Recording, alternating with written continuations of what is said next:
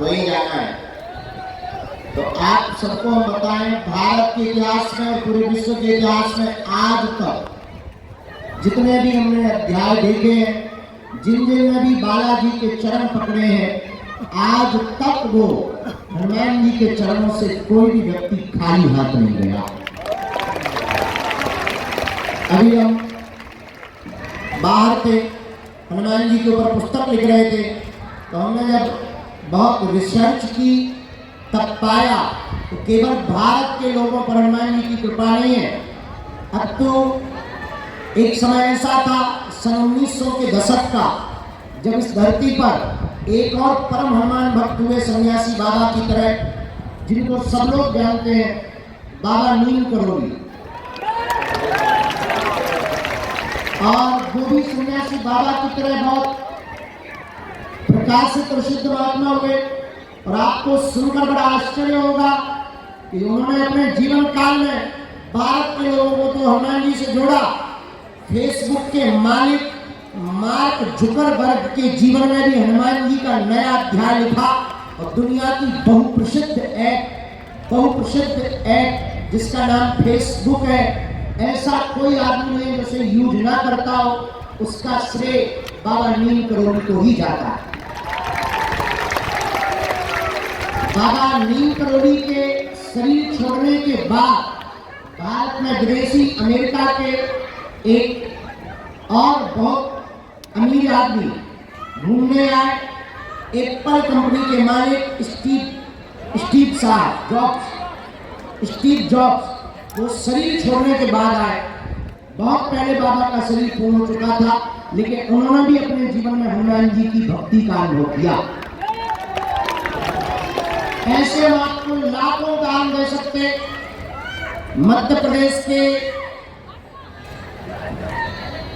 नलखेड़ा के पास में जहाँ पीताम्बरा माता है, नलखेड़ा, वहां पर एक हनुमान जी का मंदिर है, जहाँ इंग्लैंड के लंदन का रहने वाला अंग्रेज यहाँ पर अधिकारी बनकर आया था और उसने हनुमान जी की यहाँ भक्ति की और उसने अपने जीवन में साक्षात अनुभव देखा कि हनुमान जी महाराज उसके मुकदमा को लड़ने के लिए स्वयं वकील बन करके आए। और भारत के तो लाखों उदाहरण है। कभी हमको कोई सज्जन मिले, उन्होंने कहा कि हम घर से चले थे भागकर, छोटा बच्चा ही है 22-23 साल का, हमको कल मिला रात को बाहर, हम परिक्रमा लगा रहे थे तो देख रहे थे, वो बालक मिला, हमने पूछा क्या बात है, उसने कहा कि हम अकेले चले घर से भाग कर आए क्योंकि उसके घर वाले नास्तिक हैं, वो हनुमान जी को या किसी भी प्रकार की बाबागिरी में पड़वाना नहीं चाहते। उसने कहा कि हम घर से भाग कर आए, जेब में फूटी कौड़ी नहीं, और उसका कहना है कि जब हमने फरीदाबाद में आकर बस पकड़ी तब एक बूढ़ा आदमी हमारे साथ दिल्ली काले खां तक आया, हमको 2000 रुपया भी दे गया, हमारी बस की टिकट भी करवा गया, न परिचय पूछा न पता बताया, और वो रुपया देकर चला गया। वो बालक साथ कुशल बागेश्वर धाम आ गया। ऐसे में बहुत से उदाहरण पूरे भारत के देखे, ऐसे बहुत से उदाहरण हमने पूरी दुनिया के देखे कि कलयुग में एकमात्र देवता हनुमान जी है। और मेरे पागलों, अगर तुम हनुमान जी के चरणों को पकड़ लोगे, हनुमान जी की भक्ति को पकड़ लोगे, हम तुम्हें दावे के साथ कह सकते हैं दुनिया में कभी भी तुमको पीछे मुड़ कर के नहीं देखना पड़ेगा। एक बहुत प्राचीन कहानी है, आज का दरबार शुरू करने के पहले उस कहानी से चर्चा शुरू करते हैं। एक बहुत प्राचीन कहानी है, आप लोगों ने उस कहानी को पढ़ा होगा किताबों में, बेताल पच्चीसी। बेताल पच्चीसी नाम की एक बहुत पुरानी पुस्तक है जिसमें वीर विक्रमादित्य और बेताल की 25 कहानियां हैं। वैसे तो पढ़ने वालों ने अपने अपने हिसाब से उसका आकलन किया, उसे मनोरंजन की दृष्टि से पढ़ोगे तो मनोरंजन है, और ज्ञान के तल पर पढ़ोगे तो बेताल 25 में भी ज्ञान भरा पड़ा है। बेताल 25 की एक कहानी है कि वीर विक्रमादित्य के दरबार में एक दिन एक फकीर आता है और एक जंगली सा फल वीर विक्रमादित्य को देता है। वीर विक्रमादित्य राजा की रोज आदत, वो प्रातः काल लोगों को मिलता था, लोगों से उपहार देते थे। वो अपने बगल में खड़े हुए दरबारी का मंत्री उसे सौंप देते थे। एक रोज एक फकीर आया, उसने वह जंगल का पुराना सा फल दिया। वीर विक्रमादित्य ने मुस्कुराकर उसे स्वीकार कर लिया, कुछ बोला नहीं। उसे लगा कोई जंगली फल है, वैसे भी ये महात्मा है, क्या खाक देंगे, पर ये महात्मा को यहाँ तक भटकने की भी क्या जरूरत है, ये फल देने की भी क्या जरूरत है, वही रहते जंगल में, कोई बात नहीं। मनी मन वीर विक्रमादित्य ने मुस्कुरा के वो फल को अपने दरबार के मंत्री जो बगल में खड़ा था, असिस्टेंट, उसको दे दिया। और आप ताज्जुब करेंगे कि ना उस महात्मा ने कुछ कहा, ना वीर विक्रमादित्य ने कुछ कहा, और 10 वर्ष तक लगातार वो महात्मा प्रतिदिन आता था, रोज एक फल देता था। वीर विक्रमादित्य व्यस्त थे, सम्राट थे, राजा थे, इसलिए कुछ बोले नहीं। और महात्मा भी बहुत ऊंचा हुआ था, बहुत ऊंचा था, वो भी कुछ बोला नहीं। प्राय गुरु कुछ बोलते नहीं है, गुरु अपने शिष्य के पात्र का आकलन करते हैं कि ये कब जागेंगे। और तुम्हारी जिंदगी भी ठीक राजा वीर विक्रमादित्य की तरह है कि गुरु तुम्हारे सामने बहुत से शब्दों का फल देता है, लेकिन तुम होश में ही नहीं हो, तुम खुमारी में हो। जैसे वो वीर विक्रमादित्य होश में नहीं है, राजमद में चूर है, चकनाचूर है, वो अपनी मस्ती में मस्त है, वैसे ही तुम भी अपनी मस्ती में मस्त हो। और एक रोज एक घटना घटती है। घटना ये घटती है कि राजा वीर विक्रमादित्य सुबह सुबह खड़ा था और रोज की तरह 10 सालों से, कई 10 या सालों से वो महात्मा रोज आता, एक वही जंगल का फल देता और राजा को वही काम रोज दरबारी को दे देता। और आज फिर वही घटना घटी कि वो महात्मा वही फल लेकर के आया, राजा को दिया।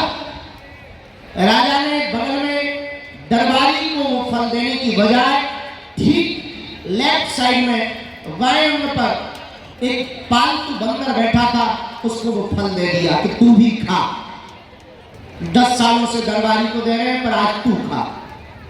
और राजा आश्चर्यचकित हुआ कि जब उस बंदर ने उस फल को खाया तो फल खाते खाते उसके मुंह में कटाक की आवाज आई और इतना बड़ा चमचमाता हीरा, डायमंड उस फल के बीच से निकला कि राजा वीर विक्रमादित्य चौंक गया।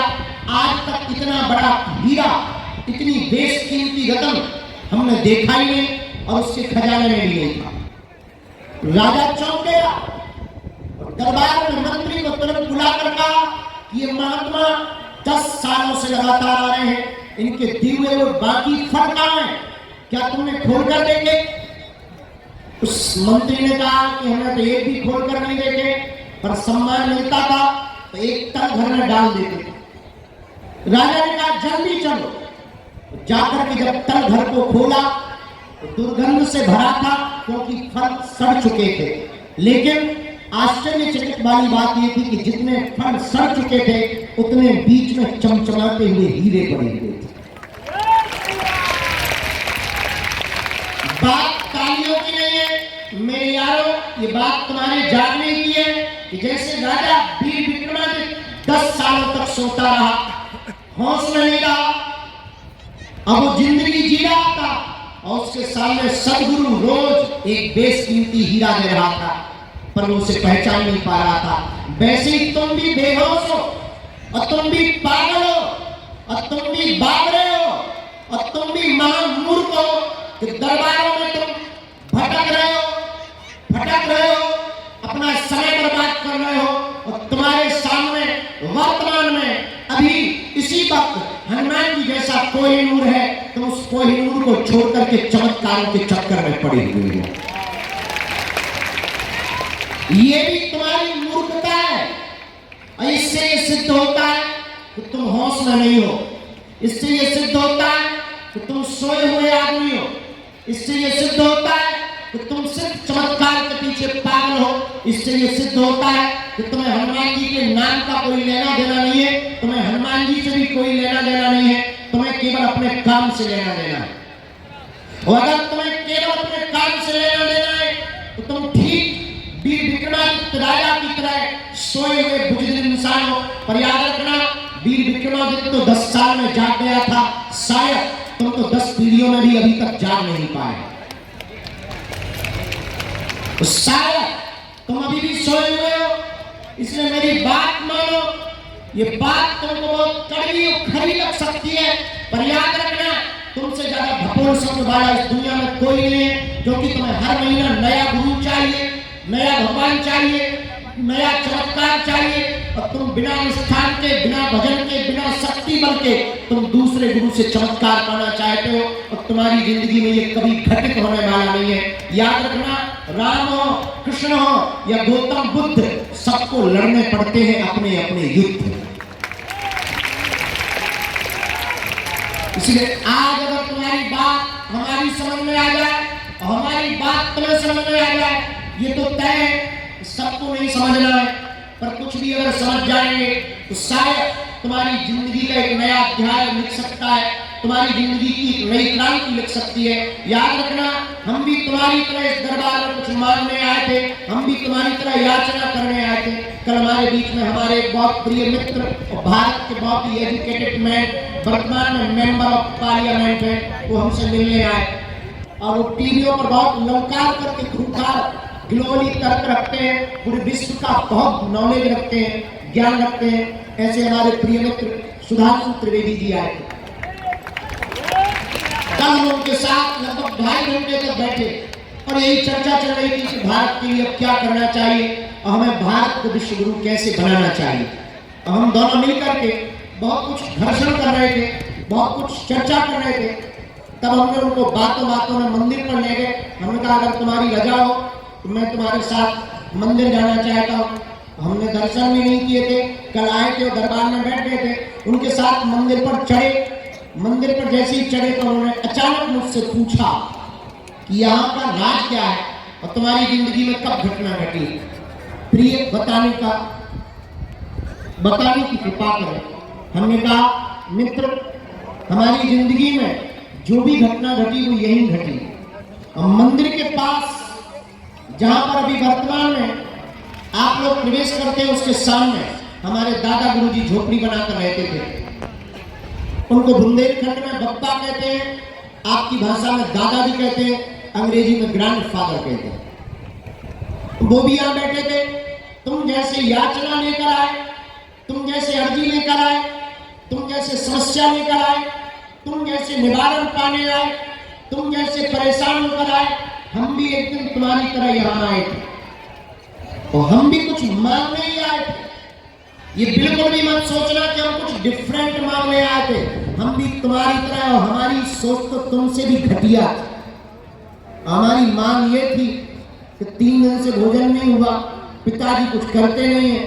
हमारी माँ ने हमें सिखा के भेजा था कि तुम्हारे दादा गुरुजी बहुत पहुंचे हुए इंसान है, चमत्कारी है, वो आंख बंद करके कुछ भी बता देते हैं। जरा जाओ, पूछ के आओ, जमीन का गड़ा हुआ अगर धन बता दे तो मजा आ जाएगा। और हम भी तुम्हारी तरह गए।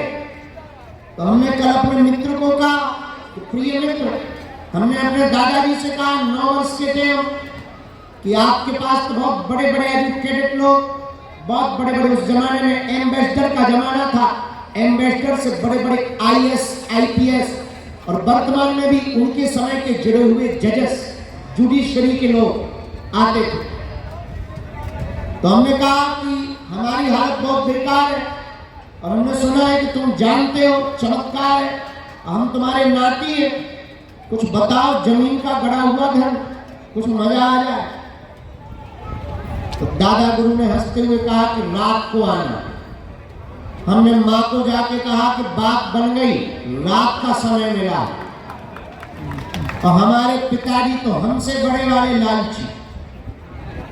हमारे पिताजी बोले फावड़ा ले लो। हमने कहा तसला भी तो चाहिए, घर पे फावड़ा भी नहीं, तसला भी नहीं, पड़ोसी के घर से रख लिया। तब तक माँ हमारी और खतरनाक। माँ ने कहा खोदने वाली सब्बल भी तो लाओ। तब तक हमने कहा कि मान लो ज्यादा गहरे में धन हुआ, फिर पिताजी बोले JCB बुलाएंगे। तैयारी हो गई और अकेले रात को हम 9 साढ़े 9 बजे, पगडंडी थी, कोई उजाला नहीं था, यहाँ जंगल था, बरसात की रात थी, टिम टिम टिम करके बारिश हो रही थी। बगल में ही जो तालाब है वो पहले भी था तो ये भरा हुआ था और बहुत ज्यादा से जीव जंतु बोल रहे थे, मेढक बोल रहे थे, आवाजें तरह तरह की आ रही थी। और तरह तरह की आवाजों में हम अकेले पगडंडी में ऊपर झोपड़ी के पास पहुंच गए। दीपक जल रहा था और वो सदगुरु हमारा बैठा था। ज्वाला जल रही थी, अग्नि जल रही थी, धुआं रमा हुआ था, लंबी दाढ़ी, ये बड़ी बड़ी आंखें और काल एकदम चमकदार चेहरा, दाढ़ी मूंछ भरी हुई, मुस्कुराता हुआ झूले पर बैठा हुआ हमारा सदगुरु बोला, आ गए। हमने कहा आ गए और फावड़ा भी ले आए। बोलो कहाँ खोदना। पर सदगुरु तो सदगुरु है। मुस्कुराते हुए कहा नहाया है? उनका सुबह नहाया, अभी नहाओ। पुराना समय, बच्चे ही थे, 9 साल के थे। नीचे आए, हैंडपंप में स्नान किया, फटी हुई तौलिया थी, कपड़े एक जोड़ी थे, फटी हुई तौलिया बांध ली, ठंड लग रही थी, जाके धुआं के पास तापने लगे। उसी रात 12:30 बजे हमारी जिंदगी में घटना घटी। हम धन मांगने आए थे, अर्जी लगाने आए थे, अर्जी लगवाने वाले बन गए। मांगने आए थे कि कुछ मिल जाए, हलवा मिला। बस 12:30-1 के करीब एक घटना घटी जो बताने वाली नहीं है। हमारी जिंदगी में जो धीरेन्द्र नाम का लड़का था वो उसी वक्त खत्म हो गया। धीरेन्द्र कृष्ण शास्त्री नाम का आदमी पैदा हो गया और कहानी बदल गई।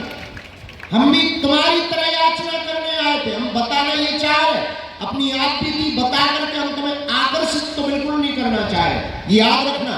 क्योंकि हम तुम्हें ना तो आकर्षित करते हैं, ना हम तुम्हें बांधते हैं, ना हमारा ये भरोसा है कि हमारे पास भीड़ आए। हमारा भरोसा है कि तुम जहां जाओ वहां हनुमान जी के बन करके जाओ। ये तो तुम अपने दिमाग से निकाल देना कि हमें तुमसे कुछ चाहिए। मांगते कुछ है नहीं, जरूरत कुछ है नहीं, और आवश्यकता कुछ है नहीं, और जो है वो हनुमान जी करवा देते। मात्र हम तुम्हें जगाने आए।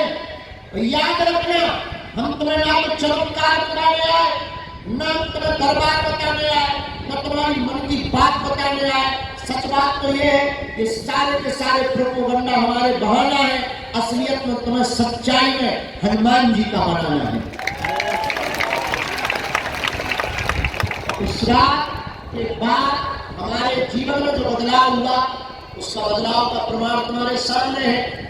आज हम तुमसे प्रार्थना करना चाहे, ये बात हमने बहुत दिन बाद बताई है, लेकिन आज तुम लोगों को देखकर पता नहीं क्यों बताई, ये हमें भी पता नहीं है, पर हम तुम आज फिर से बताते हैं प्रार्थना करके कि आप इस चक्कर में मत रहो कि तुम्हारा पर्चा बने या चमत्कार हो। तुम इस चक्कर में रहो कि तुम बालाजी के हो जाओ, सन्यासी बाबा तुम्हारे हो जाए। तुम्हें और हमें बालाजी दिखाई नहीं पड़ते हैं, पर कोई तो है जो हमें और तुम्हें देख रहा है। वो सन्यासी बाबा जिनके पास सब सामर्थ्य होता है। तो आप दरबार में आए हो, 2 बातें हैं। अगर तुम सिर्फ तमाशा देखने आए हो तो तुम्हें तमाशा के अलावा कुछ नहीं दिखाई देगा। अगर तुम सिर्फ अर्जी लगाने आए हो तो सिर्फ अर्जी के अलावा तुम्हारे जीवन में और कुछ नहीं घटेगा।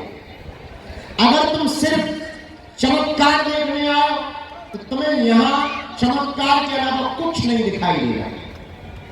अगर तुम हनुमान जी को पाने आए हो तो याद रखना, तुम जिंदगी के प्रत्येक पहलू को छू सकते हो। अगर तुम हनुमान जी के होने आए हो तो तुम जिंदगी के प्रत्येक पहलू को स्पर्श कर सकते हो। तो आप दरबार में आए, स्वागत है। आप बालाजी के हो गए और स्वागत है। अब एक बात और मान लो, भटको मत, अटको।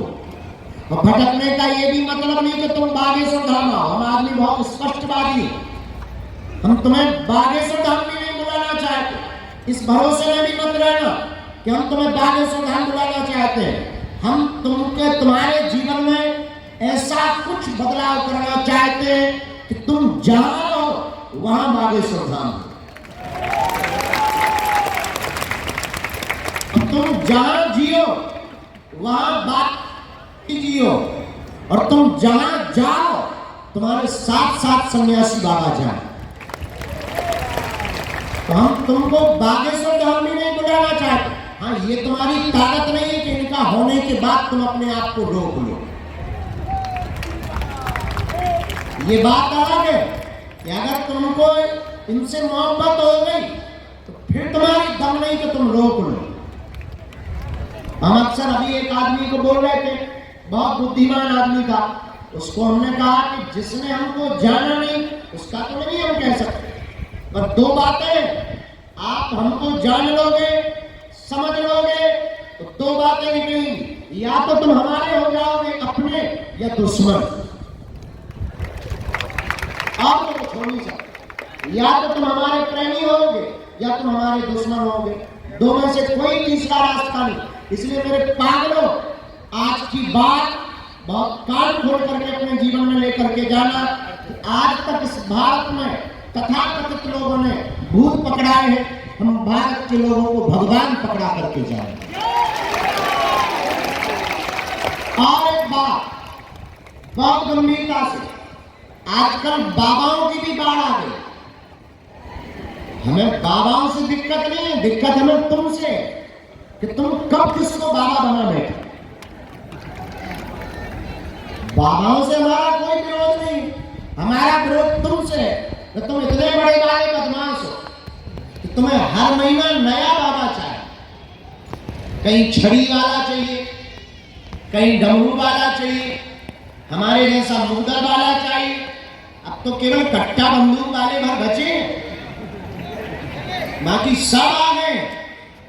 तो हम प्रार्थना कर रहे हैं कि आप हमारे भी चक्कर में मत पड़ो, हमारी भक्ति हमें, हमारे पास आकर के ये मत समझना कि ये बातें हम बताते हैं, हम थोड़ा दूसरे वाले हैं, हम कुछ और भी बताते हैं।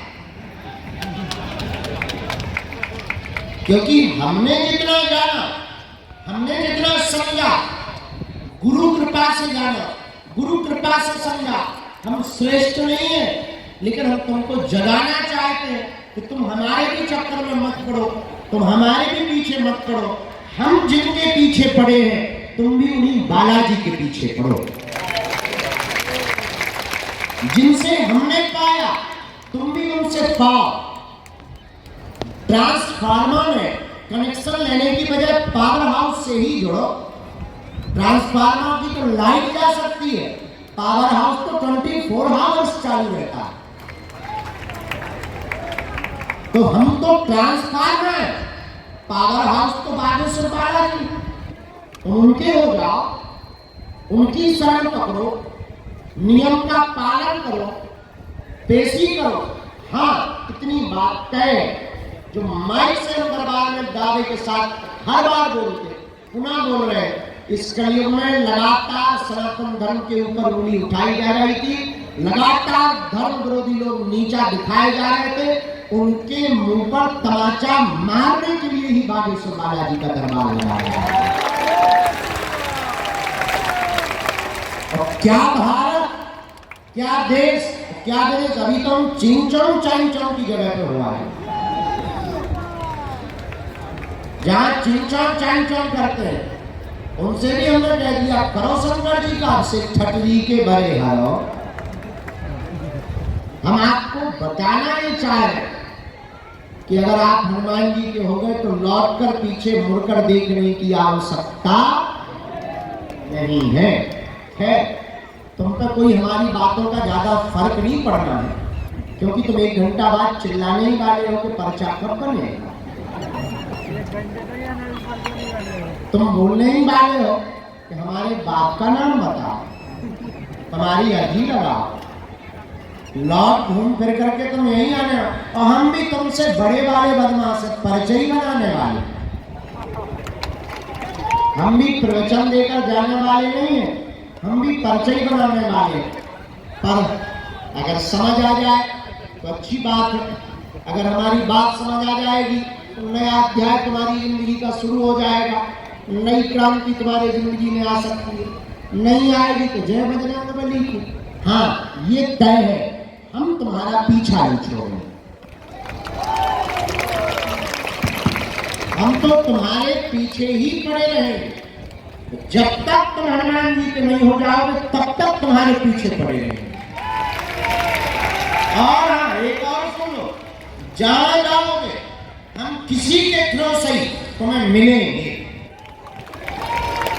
चाहे मोबाइल पे मिले, चाहे टीवी पे मिले, चाहे कथा के द्वारा मिले, चाहे तुम्हारे मित्र के द्वारा मिलेंगे, हम तुम्हें पीछा नहीं छोड़ेंगे, क्योंकि हमारा उद्देश्य केवल इतना है, हर हाल में भारत को हिंदू राष्ट्र होना चाहिए।